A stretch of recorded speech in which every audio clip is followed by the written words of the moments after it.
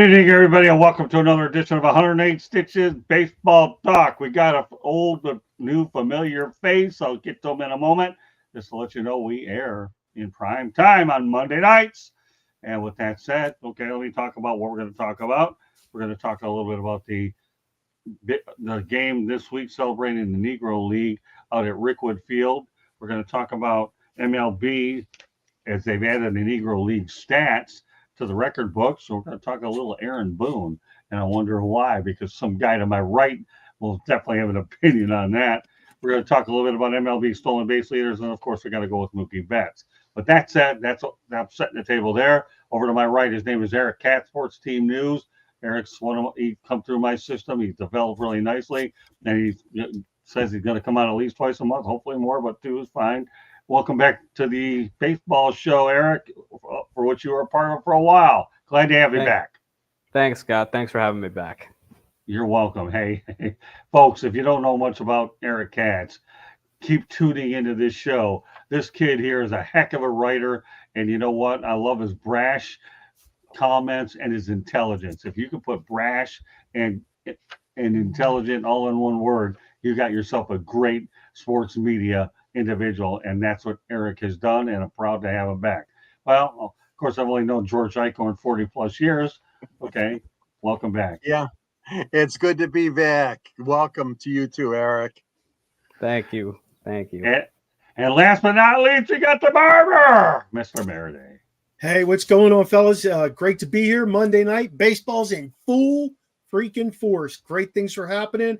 I'm watching a Pirate game while we're doing this tonight. My Buccos are up 4-1. They're making Ellie De La Cruz look like a fool out there. Did you guys know that he leads the National League in errors with 15 at shortstop? Yeah. Keep buying those Ellie De La Cruz cards, people. Well, all right. Well, let's go to the chat room real quick, okay? Obviously, Smoking Jeremy B's in here, and he's a fixture on Fire Up on Thursday night. So with that said, we'll go to his first comment because we are going to talk about it. Thanks for putting it out there, Jeremy. Share it to the rest of your cronies as well. But the Negro Leagues had a bunch of fantastic talent that never made it to the big show. Good point. So if you're going to sit there and put that comment out there, we got to validate it first before we do that, Jeremy, and the rest of our audience. The San Francisco Giants are taking the St. Louis Cardinals Thursday at historic Rickwood Field in Birmingham, Alabama.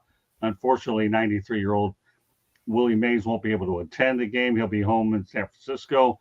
Obviously at 93 years old, it's probably hard for Willie to get around a little bit. But the game is at 7:15 p.m. on Fox. And speaking of Birmingham, I have to put a shout out, okay, for me, that congratulations to the Birmingham Stallions and Skip Holtz for winning the inaugural United Football League championship. And what's so significant about the Stallions' accomplishment is now they've won 3 in a row, 2 in the United States Football League, and now with UFL. With that said, we'll talk about the game first. Okay, Eric, some thoughts about what we're going to see on Thursday night at Rickwood Field. I think it's great that Major League Baseball is putting a lot more recognition on the Negro Leagues. I think it's one of the forgotten leagues of players who, were really, by the time baseball integrated with Jackie Robinson, a lot of those players were just, unfortunately, just too old to make the jump. Like, these guys were just, at the end of their careers, with the exception of guys like Hank Aaron and also the ageless Satchel Paige. I think it's great that we're actually putting a lot more recognition on it, that baseball is finally realizing the mistakes. They're starting to acknowledge the mistakes they made a lot more now than ever. I mean, we commemorate Jackie Robinson Day, and obviously these days Roberto Clemente Day, but we never really, the sport as a whole never really, did more for the Negro Leagues. And I think baseball is doing a much better job now at recognizing that, these guys have some talent. Unfortunately, the wrongs of society and baseball as a whole prevented us from really seeing that talent.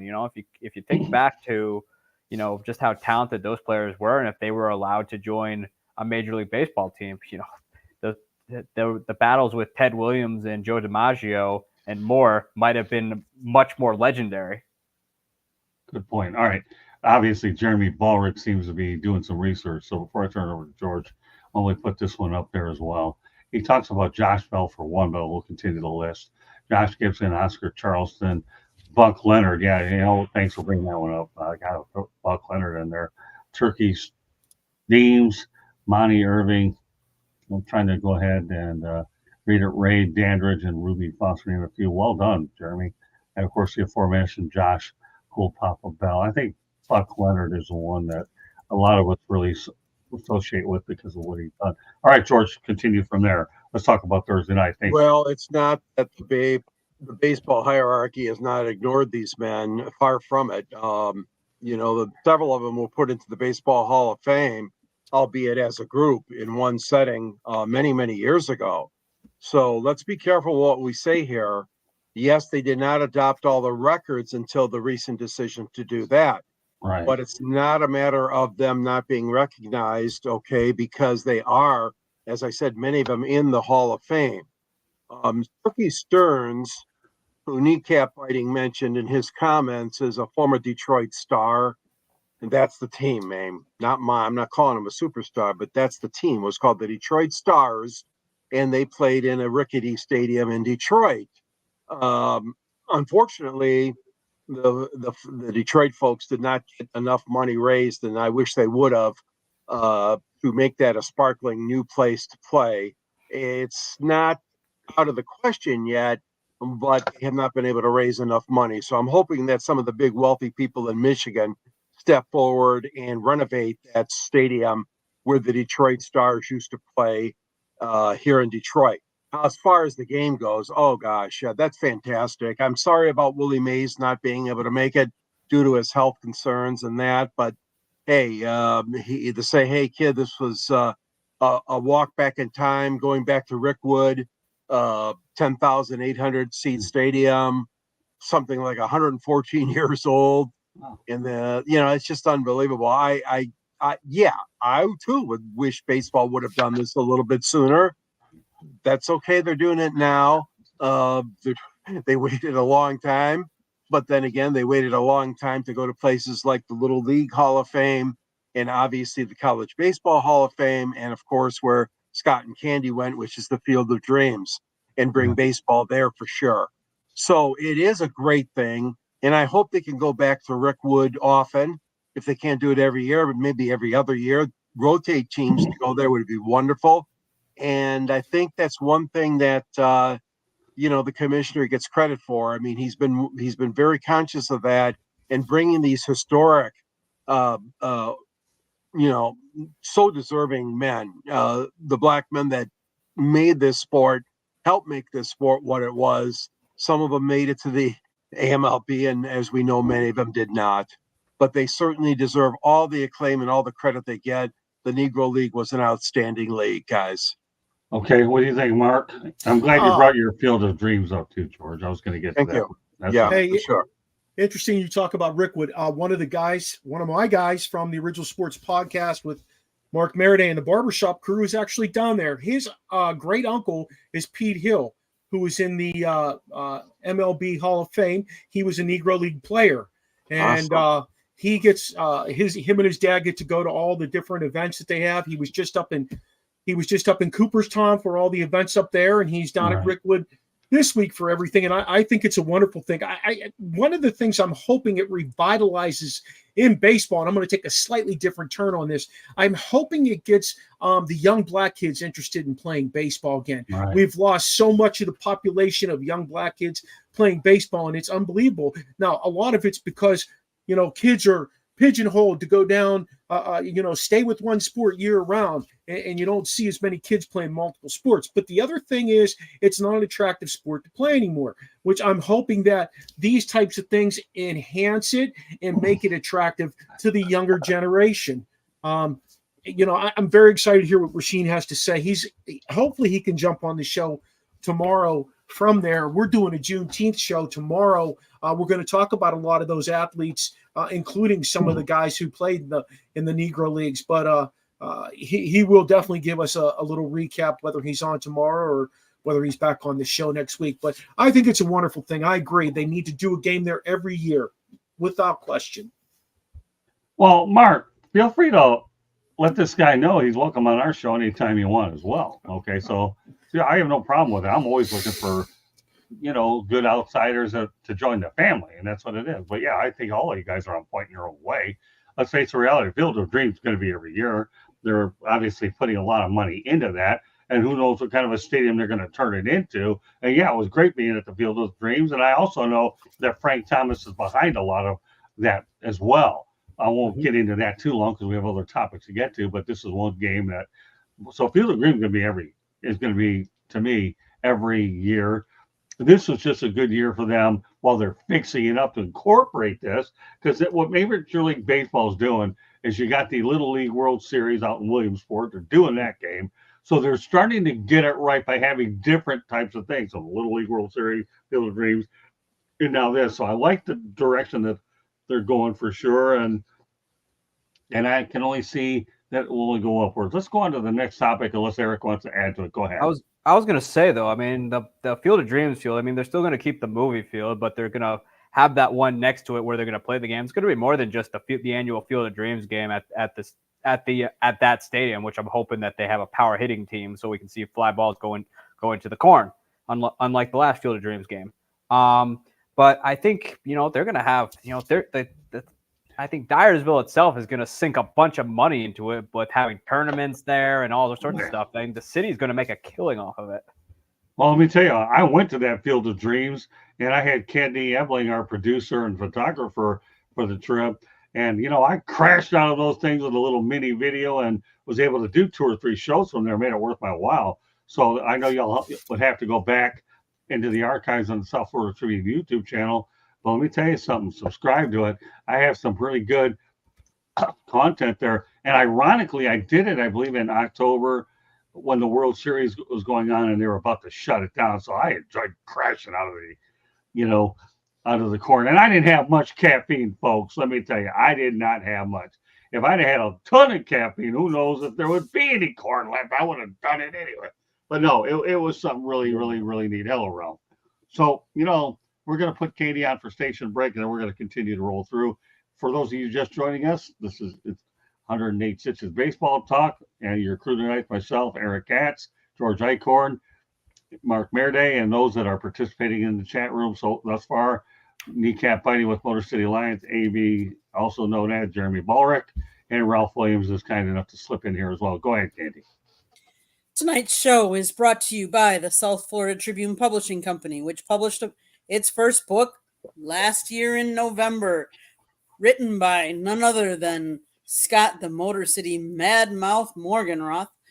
Lessons from the Microphone, tuning into the enduring wisdom of visionary leaders, and George Eichhorn wrote the foreword for it. It is an awesome book. It has a couple of pictures. If you want to see a young Scott, get the picture, get the book. But also just read. He's got some awesome stories. He loves to share his tales of being in the media for over 40 plus years. You got to read it. Even if you don't want to get into the media, it's a great book. Some of the people that he has interviewed, you got to get the book to find out all of the different people. But we also have a website, www.southfloridatribune.com, where you can see all kinds of content. Scott writes, George writes, and I actually take pictures, believe it or not. Go check it out on the website. And we actually have a sports apparel store for South Florida Tribune on our website. So go get yourself a hoodie or a baseball cap for South Florida Tribune. If you like to listen to podcasts, you can find this podcast wherever you get your podcast. We also talk football on Tuesday nights, sports exchanges on Wednesday nights. All of the sports are covered there. Anything from cornhole to hockey to baseball to football, you name it, it's on there. The same with Thursday night. We have a show called Fire Up. Scott does a special show called the Motor City Mad Mouth Show on No Filter. It's a one-on-one interview show. You gotta go see it. NoFilter.net. Back to you, Scott. All right, Candy, well done. Also, if you want to find us on Twitter /Tribune South. And here we have a nice comment from Kate Aitchison. Let me give you a little information about Kate. Here's a young lady that I found me through the National Sports Media Association, and actually through Spencer Tomstad, who was her professor at the University of Alabama. She reached out to me looking for help. And I'm going to tell you, this young lady, I've been working with her for the last couple months right now. The future is bright for Kate.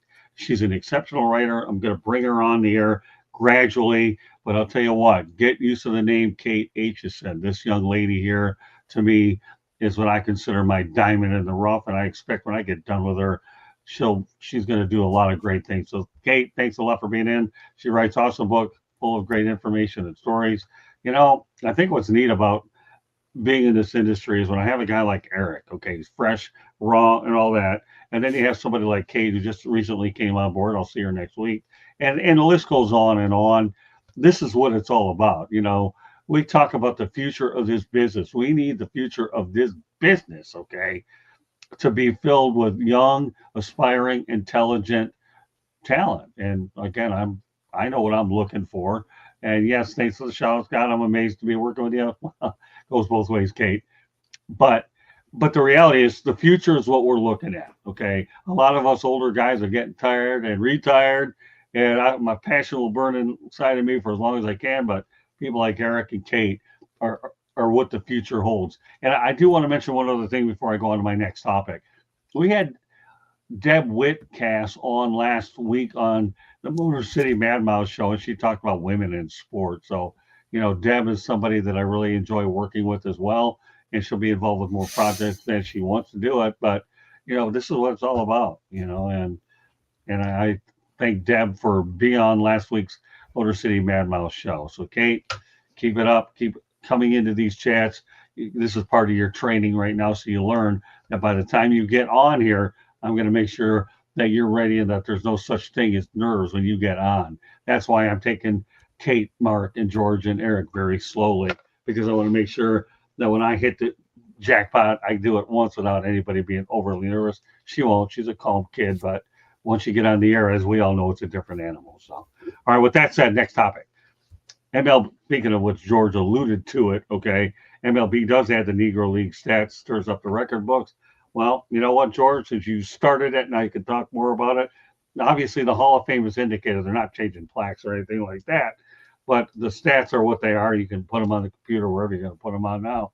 What are your thoughts about them finally being integrated with the regular stats? And some guys will be pushed down the order, but this looks like one that's a bit overdue anyways.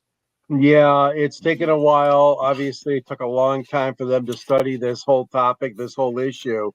There are some old time baseball folks that aren't happy about it. Too bad. You know, we're looking to the future, like you guys talked a little bit earlier. Mark had mentioned it about attracting an audience that includes black young boys. We need to develop the game of baseball more. We need to get more interest. The kids don't have to play just football and just soccer and basketball in the city or inner city. I mean, you know, come on, baseball has been at the heart of America for so many years. So, I mean, I look for signs, I look for positive things to come out of this, because it's a whole recognition not only of the Negro Leagues, but the great athletes that they were, the great stories they had to tell, and obviously the great numbers they had. And of course, like I said, you know, you're going to have some purists that are going to say, wait a minute, they didn't play at Yankee Stadium.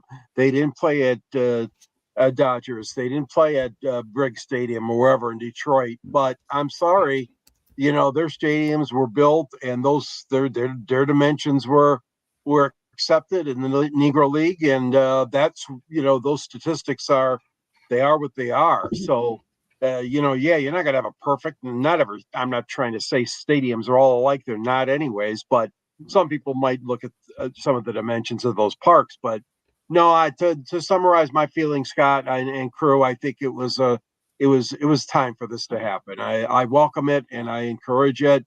And no, I don't expect them to redo all the plaques and the verbiage, if you will, for Ty Cobb versus, you know, Cool Papa Bell or whatever. I mean, you know, the comparisons are there, but they're not going to go and redo all the plaques. I don't expect that to happen, but it's a good move, Scott. Good move.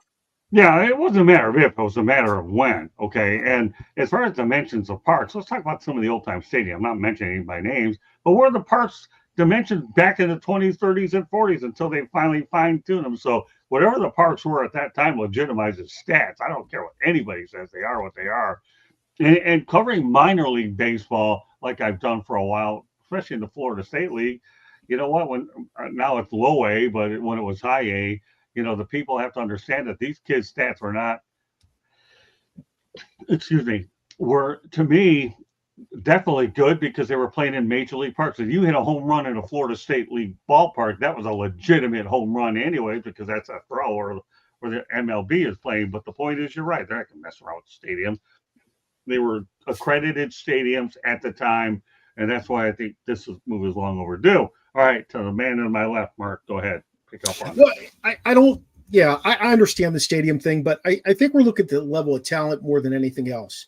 We're not talking about specifically home runs. We're not talking about specifically larger dimensions of a stadium. We're talking about the level of talent. And I think if you were able to match up a Negro League All-Star team against a regular Major League Baseball All-Star team, I think you would be surprised at the results. To be quite honest with you, I think you would see. I just think it would be a different outcome than what most people would anticipate. I think putting these guys' records into play is probably the most honorable thing that they could do in Major League Baseball. I'm not sure who decided to do that, but my hat goes off to them. Because I mean, at the end of the day, they were still playing the same game. And that's what it's all about. And they were considered professional athletes back then. So, you know, I mean, I don't even know why we would even question that. Even the baseball purists need to have a reality check. I know a lot of things are constantly changing and they're taking records away, putting records back in, you know, all that stuff. But from this perspective, this is something that should have been done a long time ago, fellas, a long time ago. Hey, Mark, you know, unless my new glasses have really gone south pretty quick, okay, I have to preface what I'm seeing out of these clear glasses, okay? It's hard for your hat to go off when you don't have one on. That's so right. we might have to have fun and say maybe your headsets go off. I'm just kidding with you. That's why I stopped myself. I'm like, I'm not wearing that right now. That's okay. Come on, Mark. You know, it's all good fun. Absolutely. Anyway, but hey, this subject, you can have fun, but it's one that had to be done. All right, Eric. Yeah. I mean, is it a perfect solution? No. Does it completely solve the issue? No. And, you know, I'm not sure, you know, obviously people have been trying for years to figure out what is the perfect solution. I mean, there are a lot of people paid to figure that out. But it was something that I think that should have been done, to be truthful. Jackie Robinson's number being retired at the latest. Right. But, you know, but here we are. I think that the game is very rich in history. As a matter of fact, every single ballpark you will ever go to is different dimensions. Some stadiums like Yankee Stadium have a short porch. There are other stadiums where you really like AT&T Park, for example, or whatever the Giants call their stadium these days, where you really have to give that ball a whack in order for it to leave the ballpark. But, you know, at the end of the day, every stadium's different. It shouldn't matter that it wasn't a major league ballpark. It's still the same game. You know, the box score is, you know, it's democratic. You know, it figured out, you know, it tells you what kind of ball player you were that day, whether you went 5 for 5 or 0 for 5. It doesn't matter. The box score is still the same. That's one thing that you'll never be able to take away from the game is the box score being democratic. You know, it's, you know, to me, it was long overdue that we recognize the players that unfortunately due to mistakes of society and baseball in general, that they never got their due. Actually, it arguably killed Josh Gibson. But it's nice that baseball has finally put them in there. I mean, will it be? Is it a perfect solution? No, but it's a step in the right direction. And I think baseball will continue to make those steps. And as much garbage as I've given Rob Manfred over the years, and as much criticism as I've given, unfiltered criticism I've given him, Scott knows. it's I have to give my hats off to him, and I think this will be a huge part of his legacy in Absolutely. making sure that the Negro Leagues finally got their due. Yeah, one thing I have to add to my bucket list now that you guys have brought it up is I need to get to the Negro Leagues Museum in Kansas City, and I'd like to study the history of it that way. All right, well, let's go back to Kate. George, you're going to read this one because this is an incredible comment from somebody like her. Go ahead. I think especially considering the always improving training equipment and techniques, any pro from back in the day would compare to athletes today under the same circumstances. The field difference is the same concept. Boy, spot on, Kate. I'm telling you. Awesome, man. Scott, she's good thought. One thing about this, one thing about Kate, and why am I bragging about her? I should. I mean, she's come a long way in 2 months. When I get done with her, who knows what's going to happen to her? But she's an incredible writer, and she thinks every word and sentence out to the punctuation mark to make her point. She's not one of she's one of those individuals just think it through, put it out there, and you know what, Kate, that's the bullseye. Mark or Eric, do you want to add to what Kate just put out there?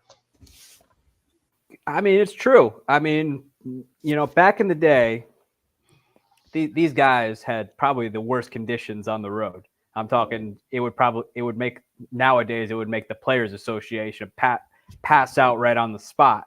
Right. But, nowadays, training is only getting better. You have these academies, not just overseas, but here in the States that are dedicated to even certain positions, hitting, fielding, things like that. And, now it's baseball is always going to evolve. Like society, it's always constantly evolving. Sometimes for worse, like the runner on second rule, for example, but sometimes for better, which it took me a little while to come around to this, but the pitch clock, where it makes it a lot easier to go to a game on a Monday night, unlike back in the day where you might not get out of the park till 2:00 in the morning. But baseball, I mean, as we make the point about the purist having a problem with the Negro League stats being added to the stats of players back in the day. Well, to be truthful, like I said, it goes back to baseball will always be evolving. Rule changes are going to happen. There are things that you'll like being added to the game, and there will be other things that you don't like being added to the game. To be truthful, I think that people not liking the Negro, although it's not a perfect solution, it's a step in the right direction. Right. I think that the Negro League stats, I mean, if you're saying that they shouldn't be in the same ballpark, well, I'm starting to believe that they also might be part of the problem as well that baseball had for a long time. Mm-hmm. I agree. Anybody else want to conclude on that thought? I mean, all of you guys have done a good job. I don't have anything more to add. Yeah, Kate set the table well for her. So, the bottom line is I'm really happy that the stats have obviously are in the record books as they rightfully be. And the main thing that we have to not lose sight of here is the fact that, to me, you want to make sure that you give history, okay, its due, that everything that's connected with the history of the sport should be in there, and that's it. This move is a good move. All right, so now let's go to Kate again. Are there any rule changes in baseball from many years ago that you still strongly dislike, or do you think time and getting used to it makes the most rule changes feel like evolution better? Boy, you know what, Kate? That's a loaded question. I think, Scott, we should probably hang on to that for a future episode. Not really. No, I think when she can bring it up again. I want to address Kate's question. Number one, I still hate the ghost runner. I really don't. The mound visit, to me, nobody really cares. I think the one thing, Kate, that I really like is I do like the 3-batter minimum. At least I have no problem with that. We're used to seeing 2-3 relievers go 2-3 innings, let alone 3 batters.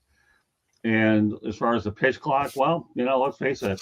Eric mentioned it in terms of the usefulness in terms of cutting down games. But you know what? To me, what rule changes in the past? Well, and we'll address it later. But I want to make sure Kate gets the right answer. In the past, you know what? I still don't like the designated hitter. I've always been a firm believer that the pitcher should hit and go 8, and that takes away strategy. So, Kate, I hope that answers your question. But they have the DH. What are you going to do? You guys want to go ahead and add to that? Well, yeah, I do want to add just one small thought that even though guys are aligned as they come through the ages with the guys that were there previously, the game has advanced in terms of size, strength, and ability. We can't overlook that aspect of it. You've got guys that are hitting the ball a ton. The technological aspect of it, the health aspect of it, you don't have guys eating hot dogs and smoking cigars and then running to the ballpark a few hours later, if you get my drift. But I mean, I understand what Kate's trying to say, from her aspect of it. Absolutely. It's more the fact that if these guys had the same tools today that they have, the guys from back in the day, can you imagine how spectacular they would be?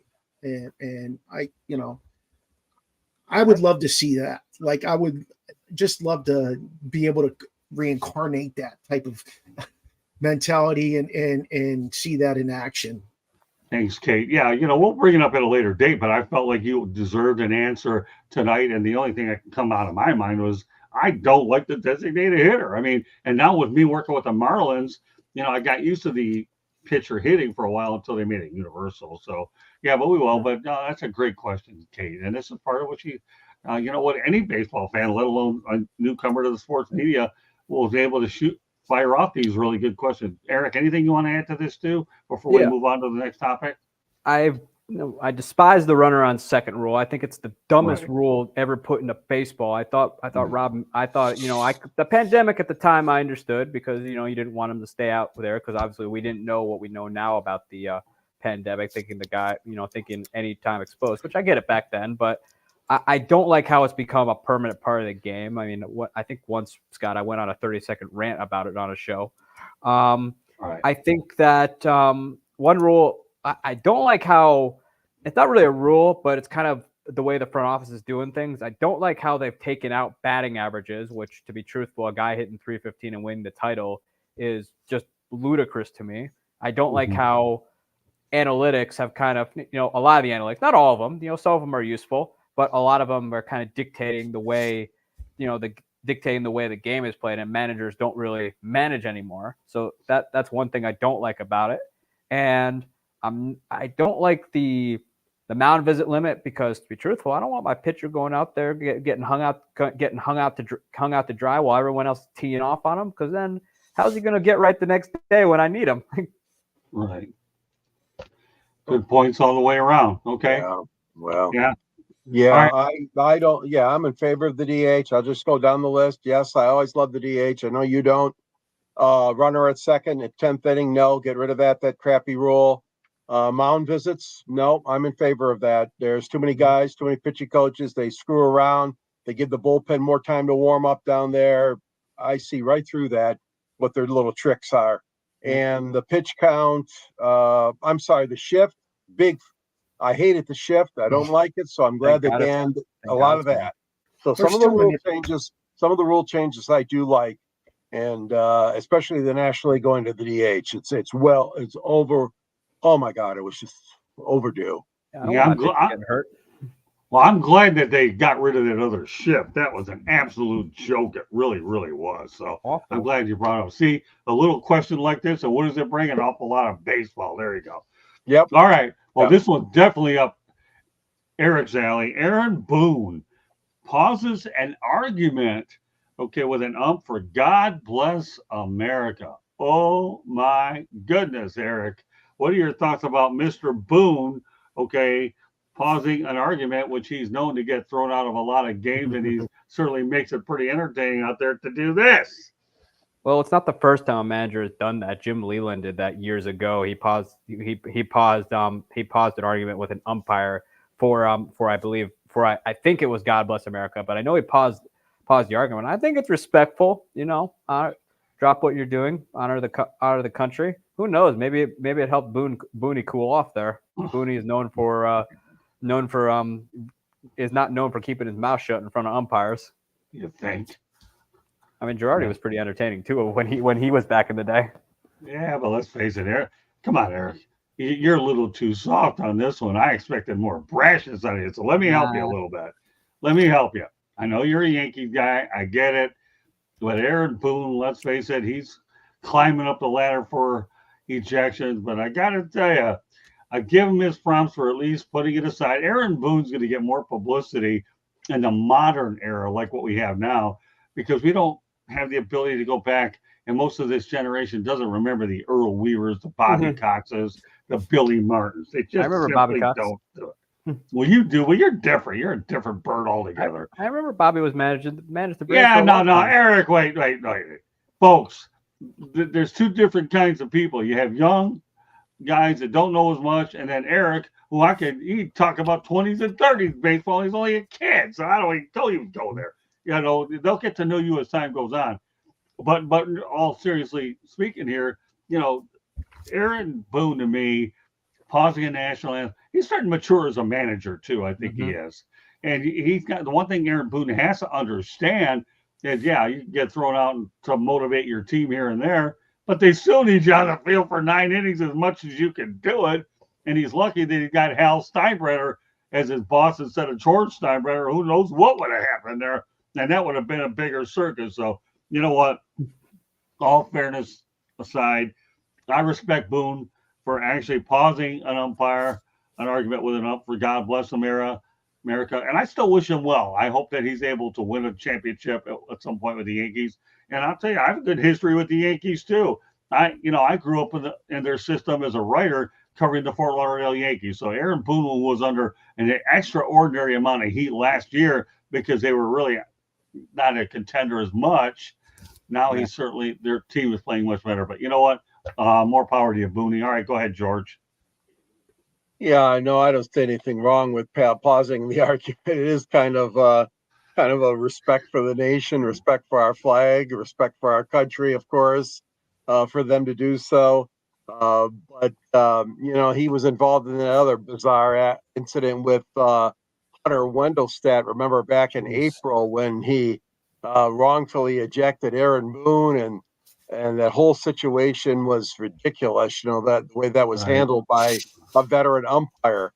But on this one, Scott, no, I agree. Pause the argument. Yeah, if you still got words to say, pick it up after the lady or the man is done singing the God Bless America and continue on. But no, there's, he's been at umpires' throats for a long time, as we know, just like Jim Leland was.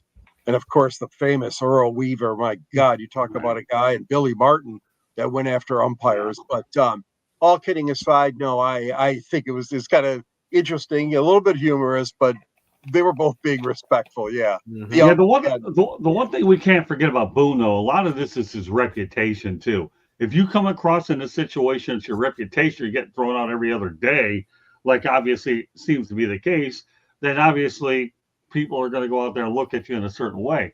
Now, for example, and I'll turn over to Mark in a moment. So you got Rasheed Wallace and Draymond Green, who are obviously known for being technical foul addicts. Then that's going to happen, and it's going to be one of those things. And I think they have Aaron Boone, who's carved up a reputation for being a hothead, and he's going to get thrown out a lot. But you know what the other three have in common? Rasheed Wallace, Draymond Green, and Aaron Boone, they're all winners, and they win games. Can't knock that. All right, turn over to Mark. I don't even know how to respond to this, fellas. I mean, I'm so disconnected when I watch a sporting event. I watch it for the event in and of itself. You got to do what you got to do sometimes, and it baffles me when I see people put themselves in a situation. They know that they're wrong about doing it, but let's face it, he's a Yankee manager, and like you said, you go the whole way back to Billy Martin. Billy Martin was always on a rampage. Girardi and Joe Torre were a little bit different, but essentially Yankee managers have they either have to be on one end of the spectrum or the other end of the spectrum to be a manager of the Yankees. They either got to show an exorbitant amount of fire in their butt, or they got to just be laid back and chill. And we know what we get with Aaron Boone. And I mean, it doesn't shock me, and we'll just leave it right there. Fair enough. Okay. All right. Now we're going to go two more topics to get to. We're going to talk about Major League stolen base leaders by teams. Okay. Cincinnati Reds are ahead. Was 103. Milwaukee Brewers at about 102. Washington Nationals at 101. Philadelphia 77. Of course, we all know that they hit home runs. Boston was 69 and Kansas City was 68. Now, of those six, the National League has the top four. Why is that? Okay, I'm going to lead it off with you, Mark. Catchers suck. Okay.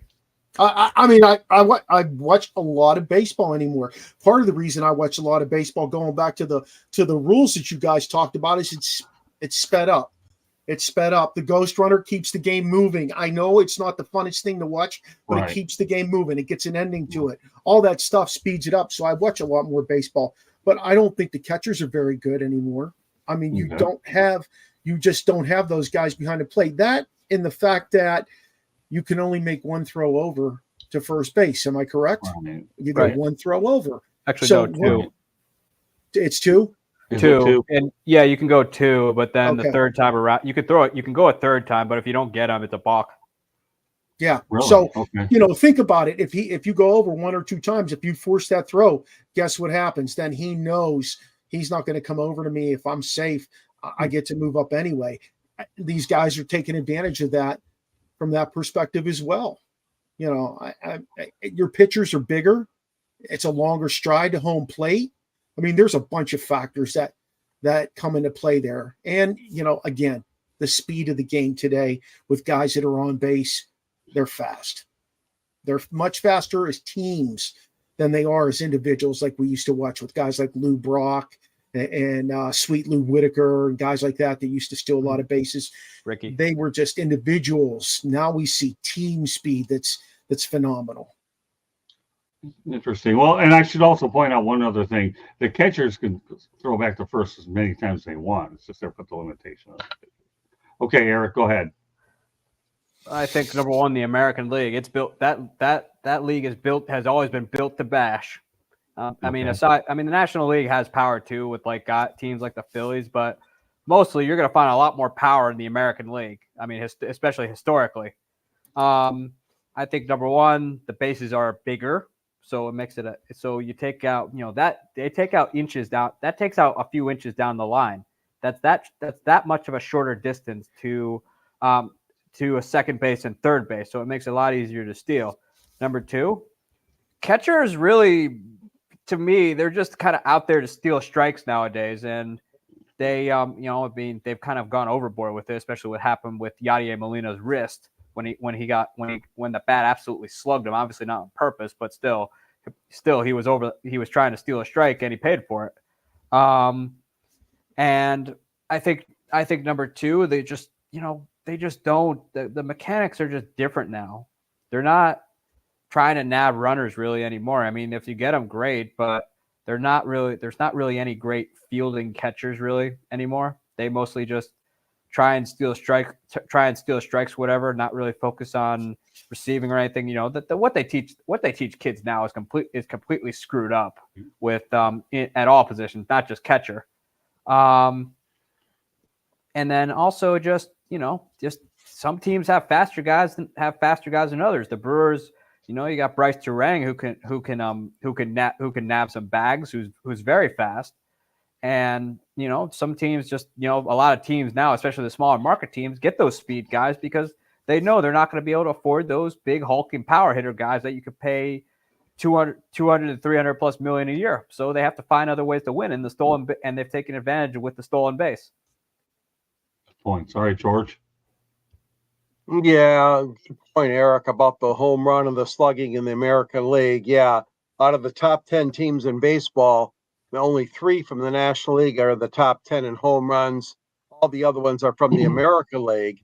And then conversely, like Scott mentioned, the stolen base leaders, the Reds, the Brewers, the Nationals, the Phillies. You got to go all the way to slot number 5 and number 6 for Red Sox, Royals, and then 7, of course, the Rays. So yeah, some of it goes back to how these leagues were formed, and we all knew that National League played small ball more and that sort of thing, and specialized in their running attack, the running game, if you will. But you had a Ricky Henderson too on Oakland, and other teams had star base stealers. But I think no, I echo what you guys say. All the reasons you talk about, the catching isn't that good in the ranks anymore, and the points that you brought up, Eric, about and Scott too, about the number of tosses to first base is limited, and some of the strides of the pitchings. Very, very good points you all made. I'm not going to argue with any of them. I mean, I think it's a combination of things, guys, that we see this happening with. But the team here local to me, oh my God, I hate to even mention them. They are at second to last in steals with 31 stolen bases, the Detroit Tigers. But guess who's they're tied with? The Atlanta Braves of all teams. So even they don't have any speed in Atlanta. Well, they lost Ronald Acuna Jr., so that also reminds us a lot of speed. Of course, yeah. Well, bear in mind, though, when they built Comerica Park, they, scared Juan Gonzalez out of there. He thought he could hit home runs. He couldn't hit them there. And he didn't want to. Yeah. Mike Gill was going to pay a boatload of money, but he didn't want it. But nevertheless, some ballparks are pitcher-friendly ballparks. Now, Juan Gonzalez played at Tiger Stadium. I guarantee would have stayed there a whole lot longer, but that's for another time of the day. But, yeah, I mean, obviously, Eric mentioned some good points. They have bigger bases. I don't know how much that really makes a lot. But the limitations to being able to go out there and throw to first base. I will tell you this, okay, the best pitching move I have ever seen in my life to first base is former Tigers pitching coach Chuck Hernandez, who was with me for the Fort Lauderdale Yankees. Chuck once told me, though, that I said, yeah, it had to be a good move because I couldn't get anybody out, but that's for another day. But and Chuck and I are good friends too. So I mean, I always baseball is a small world, is really what it is when you think about it. Unlike other sports, you see your old buddies years later, they never forget who you are. Mark, is there anything you want to add to it? Yeah, I did. I wanted to add to what Eric said. When you see a guy like Austin Hedges hanging around the big leagues, he hits like $165. Mm-hmm. It's not because he has a great arm. It's because he can frame the ball really, really well. He went from Pittsburgh to Texas last year, won a World Series because he can frame the ball. Don't get me started there, Merida, because you know what? I caught, and I used to frame the ball more. I got nailed for more catcher's interferences than anybody. I used to talk to the umpires, get in their ears. I used to mess around with the hitter, and then I took my fair share of mountains. I did everything that baseball was trying to go out there and get rid of it. I was guilty of it in the Little League, and where do most of my interviews come for at the ballpark? As many as I could get with catchers. So don't even open that can of worms because I'm with you. Framing the ball is something I loved, and I got nailed with catchers interferences with a much smaller wrist than I did then, and didn't even care. Go ahead, Scott. Since catchers interference is a much larger problem now in baseball, where it's become a lot more common. You were doing it before it was cool. Well, that's true. I'm a little leaguer, man. I got nailed for all of them, and I don't mind telling a national audience that either. I really don't. I was guilty, and I don't care. How many times did they try and take you out on the throw? So, Kate, that's another story behind the scenes. I'm curious. So, Kate, I'm curious, which of you played baseball in what position? Well, Kate, you already heard my answer. When I was good, okay, I really loved catcher. It kept me in the game. My concentration span of the other positions weren't good. And I was playing third base. You could call me the wild thing. My balls were sailing everywhere. And unless they had a tall first baseman, those things were going airborne. But I love catching anyways. It kept me in the game. And, you're always busy. The catcher sees more of the field than anybody. The pitcher just sees what's got there. Catcher sees it, and that's why they make good managers. All right, George, did you ever play baseball at all? No organized baseball. I mean, pickup, I would just be an outfielder and pick up. All right, there you go, Kate. George's answer was easy. Okay. All right, what about you, Mark? Yeah, I played catcher for 12 years. Wow. 12 years of baseball. Yep. I stopped playing once I got, through high school. I stopped then, and I did track and field a couple years in high school instead, and football is what took me to the next dimension. Yeah. See, I played basketball 1 year, played a year of hockey, and most of my time was with baseball. And let me tell you, I can't tell you how many times I got hit in the head with bats. I don't know if I had concussion issues then. I know I have them now, but I remember getting hit where the sun doesn't shine a lot of times. And my dad and my dad owned a sporting goods store, so he knew that was an area he had to bring a few of those home because he knew I was taking a beating back there. That's why when I hear a guy like Alex Avila having to get out in the beating he took, I certainly was sympathetic. What about you, Eric? I played I played right field, I played second base, and I played third base. So I was all over. Yep. There you go. You'd be more valuable than I would have. Well, I mean, I wasn't a very good offensive player either, but then again, a lot of times catchers generally aren't great offensive players. Some of them are good. I could steal. That was where I could steal. That's where my value was. Oh, that's good. Yeah, if you're as skinny back then as you are now, then I can see how you get out really quickly. Good stuff. All right. And back in the day, you could also take out the catcher, which was my job. Yeah, well, yeah, that's another thing where I understand the collisions that they've had to reduce those to, but we're not going to get into that today. All right, final topic of the night: Mookie Betts is out 6 to 8 weeks with a fractured left hand. Doesn't need surgery, per Dave Roberts' manager. Eric, how badly are the Dodgers going to be affected? That Mookie's going to be sitting out for a little while. Certainly not going to be in the All-Star game. That's a once in a generation player. There's no replacing him. He's literally can play all over. He's a Gold Glove outfielder. He's proven he can play short. He's proven he can play shortstop. He even played it on the fly last year, coming back from somewhere. And he could obviously hit the ball. He's a two-time MVP. I mean, that's your heart and soul right there. I mean, there's no way you're going to replace that. I think it's going to hurt the Dodgers a lot more than they realize. Yeah, they have a nice lineup, but the top of their lineup is where the production's coming from. The bottom of the lineup, there's none to be found. Right. So they're going to be. They might hit some bumps along the way. Okay. What do you think, George?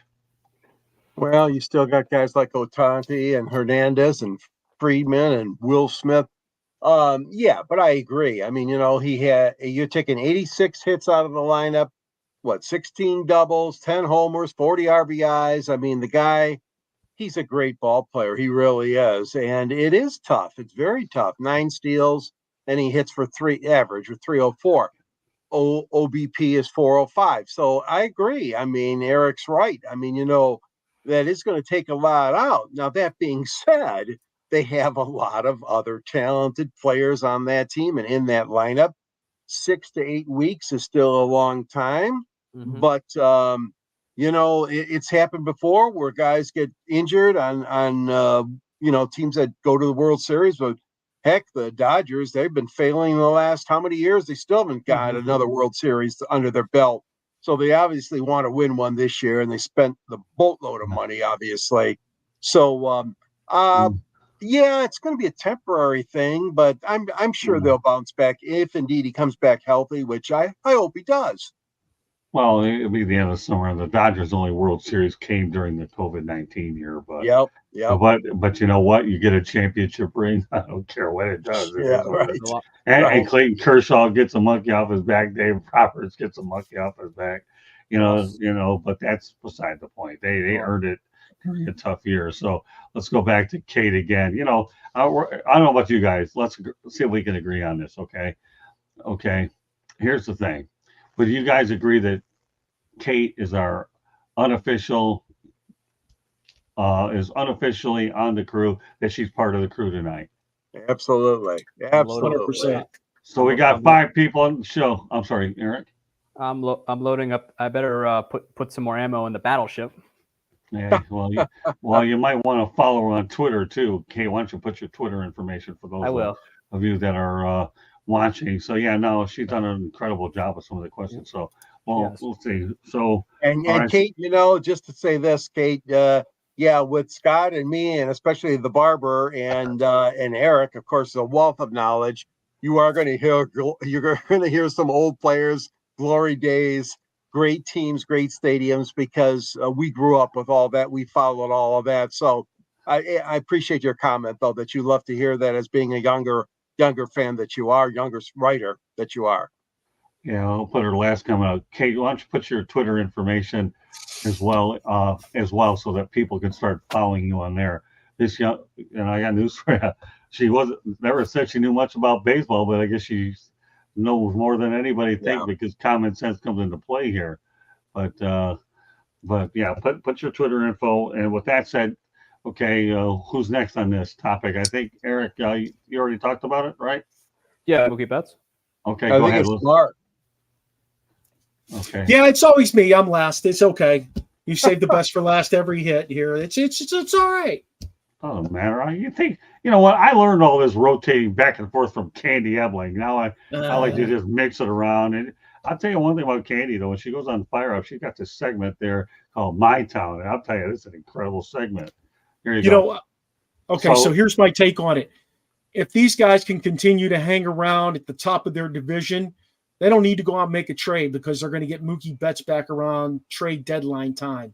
Right. They don't have to go out and spend any money. So, at the end of the day, you're going to get a fresh guy back in terms of him not playing every night and things of that nature. He's probably not going to have to travel with the team because he's injured. You're going to get a pretty fresh guy, and you're going to get a great all-star back. I know you don't want that. I know you don't want him to be injured. But if you look at the positive aspect of it, you can spin this pretty well. And you know what, guys, I'm pretty sure they have a few guys down in the minors that can come up and maybe not be Mookie, but that can take some of the brunt of that and play. Okay. Eric, all right. First of all, before I turn over to Eric, just let's put Kate's information up, Candy, on the screen. To follow her on Twitter X, it is HSN AITCHISON 56734. So, for those of you that are on the audio side, you can get it. I'll say it again, AITCHISON 56734. And she also has an Instagram account, which is really one of her better social medias. It's called @Kate.H. This is where she's more active. So there you go. Go, please follow her. And I got news for you. Don't be surprised if she finds herself on this show at the rate she's going. I just didn't. She threw a curveball and knew more about baseball than I even anticipated. So, all right. So, Mark, anybody else left on this whole thing? Kate, I love it when you incorporate that way. My brain runs amok. Okay. So, talking about bets. Did you talk about it, George? Yeah, Eric's got one more comment. All right. Go ahead, Eric. I was going to say, though, I mean, it's the Dodgers kind of have the best of both worlds, endless amounts of money and also a very deep minor league system because Andrew Friedman, he originally was running the Rays, obviously early on when they were starting to become what they eventually became. And he knows what he's doing. He knows how to spend when he needs to spend, obviously with the endless amount of money there, but he also knows how to be disciplined. He let a bunch of players go so he could run after Ohtani, so the Dodgers wouldn't get hammered by the luxury tax. So he knows what to do. The Dodgers have a very deep system over there. So I still think they're going to make a move at the deadline because they could use a little more production at the bottom of the lineup, especially in the outfield, which I still think a move will happen, not to temporarily replace Betts, who will be back at some point. I mean, they have Gavin Lux, who's right now at second base, but he's struggling in spring training, but he's still naturally a shortstop. So they have options over there of people they can plug and play until Mookie Betts gets back. Well, you guys did a good job. Yeah, as far as Mookie Betts, Eric, you mentioned this, and I think it's a good point. When you have a lot of money like the Dodgers, you're in a position to get whoever you want. You really can. Mm-hmm. I mean, again, baseball doesn't have a salary cap. Okay, they have a luxury tax. But it's a luxury tax how much you want to pay later. And we know that the Dodgers aren't bashful about paying it. Right now, what they need is a world championship in the worst way during a full season, not an abbreviated year. Again, that doesn't take away from what they've done, but it's like Mike Ilitch. Once would doom the Detroit. Now I'm making the Detroit reference. But the only thing is, George, you are not allowed to comment when I make the Detroit reference because you do too many of them. But Mike Ilitch, when he did have a salary cap, could get any player he wanted. As a result, Stanley Cup champions. They had 4 during his era. Same thing with the Dodgers. Go, whatever you need, you'll get it. And I'll go along with Mark. Okay, they're going to get Betts back with about a month or two off, anyways, where he's a little bit more fresh anyhow, and he won't have to go through the 162, and he'll be able to come back. And let's face reality, they're sitting pretty well in their division, anyways, the NL West. They can cruise. I mean, no one aside from the Dodgers, they practically dominate that. They're dominating that division, so they can just sit back and relax for a little bit. Okay. All right. Well, you know what I'm going to do? I'm going to let everybody take a parting shot. Eric, give me a quick parting shot tonight. I think that the Dodgers, regarding Mookie Betts, they're going to be fine. They're going to be just fine. They got a deep minor league system. You got players. You got Gavin Lux, who can also play shortstop a bit. He struggled in spring training, but they got guys that can plug in and play over there. Andrew Friedman knows what he's doing. And, the Dodgers are going to be just fine. Besides, no one else in the NL West is very good this year anyway, aside from the Padres, who are just kind of kind of treading water. It'll only be a period of time before they drown, per usual, in September. Okay. George, you got a quick parting shot? Quick. Pat Holberg, Major League umpire Pat Holberg, hasn't worked a game this year. And I'm one of those that follow the umpires, and I'm wondering what the heck's going on. Well, we found out, unfortunately, that he's being investigated by Major League Baseball and their security force. So Pat has asked for a hearing, and I think he did the smart thing to ask for it. Question about betting. Did he bet on Major League Baseball? Did he bet on other sports? We got to get all the information out. I'm not going to cast judgment. I do know this, that Pat Holberg's been in baseball for many, many years, and he's been a good umpire, solid umpire. He's not a crew chief or anything like that. But, Pat, you're going to get your day in court, so to speak, in front of Manfred, and wish you well. But I'm hoping for the best. But if you did bet on games, that's a no-no, and you probably ended your career, my friend. All right. Bo Crouch is in the chat room. Gave us a nice little shout-out. Very good. Hey, Bo. Oh. Yeah, we're looking forward to tomorrow night's edition of Inside the Pigskin. Bo is MVP. He's the most valuable performer. Bo knows football. Yeah, this guy's unbelievable. So if you know Bo Crouch out there, go out there and follow all of his shows there. Just look for Bo Crouch. Bo knows. Football talk with Bo and all that good stuff. So good stuff, Bo. Looking forward to having you on tomorrow night. Mark, parting shot. My parting shot has absolutely nothing to do with baseball, fellas. Nothing. Book it tomorrow night. The Stanley Cup's over. Florida's going to win this thing. Okay. Well, you know what? 5 games.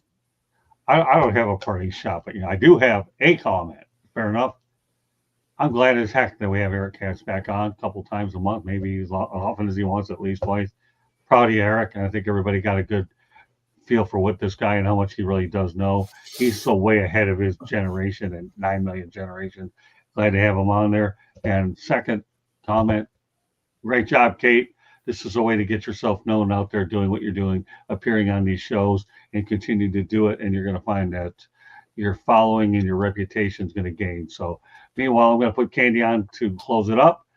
Again, thanks to Jeremy Ballrick, Kate Aitchison, and Ralph Williams and Bo Crouch for making an appearance tonight. Go ahead, Candy. Tonight's show has been brought to you by the South Florida Tribune Publishing Company, which published Lessons from the Microphone, Tuning into the Enduring Wisdom of Visionary Leaders, which is written by none other than Scott Motor City Madmouth Morganroth, and George Eichhorn wrote the foreword. Get your book on Amazon, Kindle, Barnes & Noble, Google, or Apple. Audio version will be coming out later this year. Watch for details. Go to our website, www.southfloridatribune.com, where you can see writings of Scott and George and my photography. And you can find out transcripts from Dolphins, Lions, Jaguars, a lot of colleges in South Florida. You can also, wherever you get our podcasts, please go listen to us. Monday nights, we talk baseball. Tuesday nights, we talk football inside the pigskin. Wednesday nights, Sports Exchange, where we talk any sport.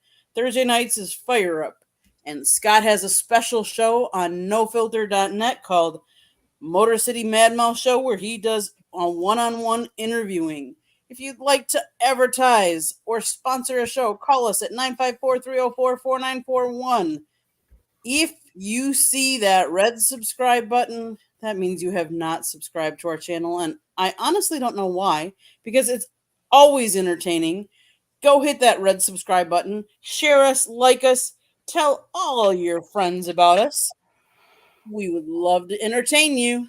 Back to you, Scott. All right, Candy, well done. And also on Twitter/X, you can follow us at Tribune South. And as Candy would always say, if you weren't able to hear it all, it's over at the bottom as well on the bottom of our ticker. And all that information is readily available. So thanks, Kate. Glad that you were here.